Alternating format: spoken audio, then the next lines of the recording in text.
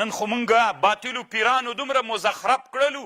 طالب ته وایي له ځانه ذکرونه نه جوړ کړي، مصطفی مشکل کشا مصطفی دا ذکرونه ورښیي. هلته د رسول الله نه ثابت ذکرونه په حدیثو کې معطل پاتې دي.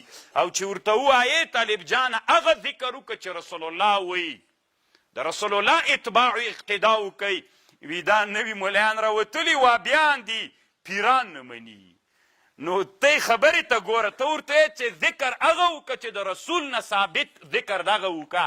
دا پیر چې درته ویلي دا مخترع ده، دا ناجایزه ده، دی له ځانه جوړ کړی ذکر ده، دا مه کوه هغه وکوي. دا وابیان راوتلي دي. نور علمي استدلال نسته د طالبانو، دا لکه د مکې مشرکین غوندې. نبي به ورته ویلي صلی الله علیه وسلم راسئ قرآن ته غوږ ونیسئ، وي ته ساحر یې، دا خو ساحر ده وایي. ته قرآن واوره که نه، سحر نه ده، مجنون یې لیونی نه یم لیونی، خبره خو واوره که نه، سم سړی یم. نو انشاءالله طالبانو دا د سحر او د لیونتوب دروازې اوس ماتې دي، کار نه ورکوي. انشاءالله علم اوس له پښو نه راجګ سوی د نیمایي ولاړ ده. مزل ته انشاءالله موږ برابر کړی که د الله خوښه وه او ژوندو.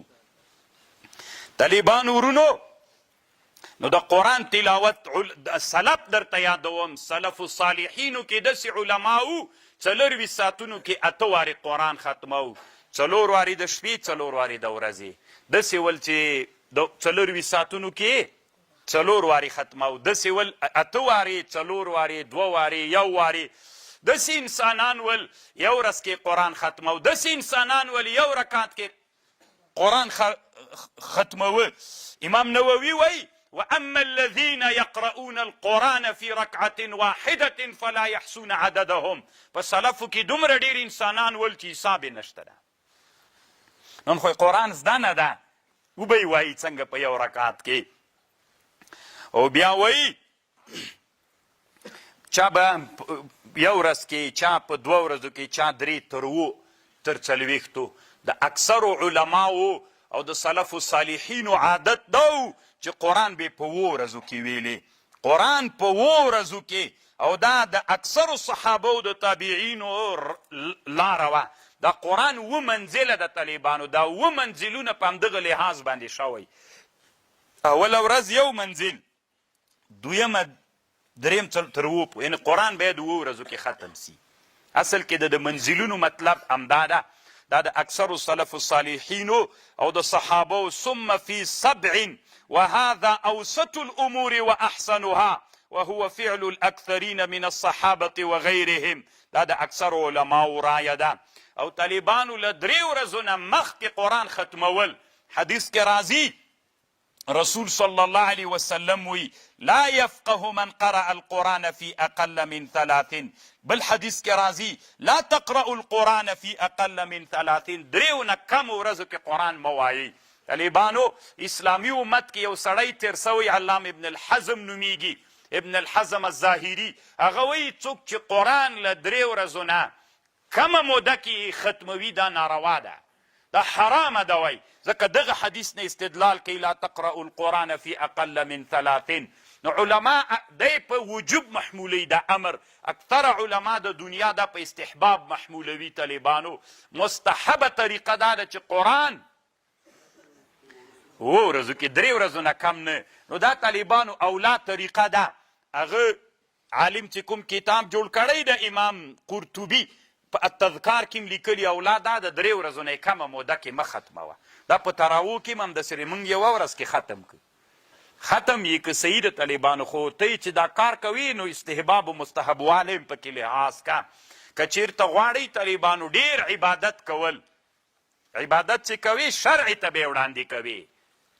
اوس ډېروالی د عبادت کله بدعت ګرځېږي. طالبانو علامه عبدالحی صاحب یو کتاب جوړ کړی طالبانو ورونو پیدا یې کوي اقامة الحجة على أن الإكثار في العبادة ليس ببدعة.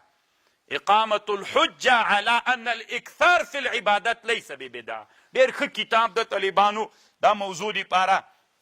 لکه ابن حزم ومن حز حزوه.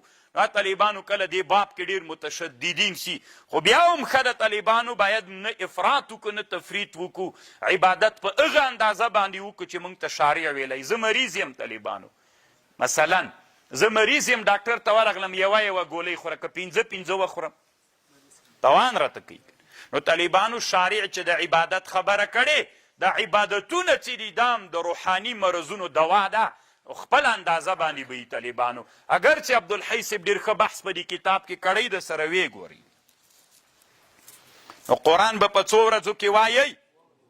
2 ورځو کې. له 2 ورځو نه به قرآن اولاد آدم احسن و مستحبه طریقه دا ده چې په دې طریقه باندې وسي. او علما وی له 40 ورځو نه به زیاتوي نه چې 40 ورځو کې باید انسان یو وارې قرآن ختم کړي. موږ خو پوخ ورغوستی وي قرار مو ایښی وي. امام نووي کتاب الاذکار کې لیکلی دي دا د انسانانو پورې هم تړاو لري. بعضې انسانان داسې وي چې هغه انسانان مصروف وي لږ قرآن وایي خو د تدبر سره یې وایي نو دوی دې بیا لږ قرآن وایي.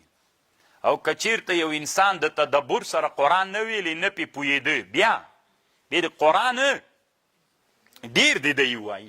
یو سړی د قرآن کې مطالعه کوي بیا پوهېږي ورباندې قرآن باندې سره له تدبر یې وایي لږ قرآن دی وایي نو دا تر انسانانو پورې تړاو لري. ډېروالی لږوالی تر انسانانو تړاو لري.